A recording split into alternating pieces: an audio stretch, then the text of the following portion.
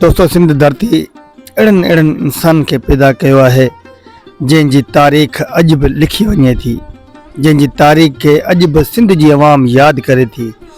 हूँ तो दुनिया में केतरियों तारीख़ूं आहिनि, पर असांजे सिंध की अवाम ए सिंध जा नौजवान पुट अज ताईं उन तारीख़ खे याद कंदा।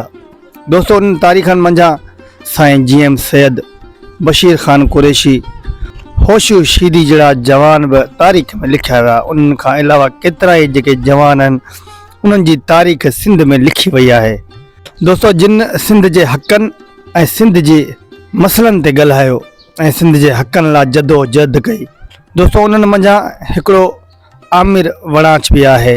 दोस्तों आमिर वणाच के सिंध जी आवाम तमाम घणो मोहब्बत ॾिनी, इज़त ॾिनी, चाहत ॾिनी, छो जो वो हिकु वकील तो आहे पर हुन जो केस विड़ियो आहे वो सिंध जे लाइ विड़ियो आहे। तो आमिर वणाच के 10,000 खां वधीक अजरकूं मिलियूं ऐं उन खां अलावा सिंध जा कई क़दीमी तोहफ़ा पिण मिलिया आहिनि, खेस टोपियूं भी तोहफ़े में मिलियूं।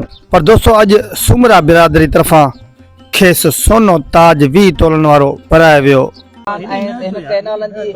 तारीख़ जा सरवाण आहिनि जंहिंखे हिन वक़्त ताईं 10,000 खां मथे अजरकूं ऐं 5,000 खां मथे टोपियूं तोहफ़े तौर ॾिनियूं वयूं आहिनि। ॿाहनि जा हार, गुलनि जा हार, मोहबतुनि जा हार, दुआऊं ॾिनी पियूं वञनि।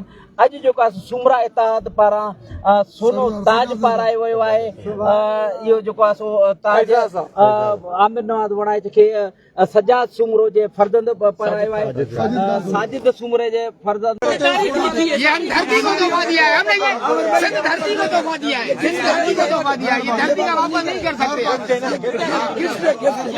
डब्बा दे दो मुझे, डब्बा दे दो, डब्बा मुझे डब्बा दे। जिंदाबाद मामू सर से फोटो निकलवाओ, 1 मिनट थोड़ा मेहमानों को बाहर आ जाए, बाहर आ जाए, थोड़ा हटो टेबल पे करो। दादा कदम बढ़ाओ, तुम्हारे साथ है दादा भाई, कदम बढ़ाओ। आमिर तेरे जानसार बेशुमार बेशुमार, आमिर तेरे जानसार बेशुमार बेशुमार, हमारा लीडर कैसा हो, आमिर नवाज जैसा हो। सुमरा इत्तेहाद जिंदाबाद, सुमरा इत्तेहाद जिंदाबाद, सुमरा इत्तेहाद जिंदाबाद।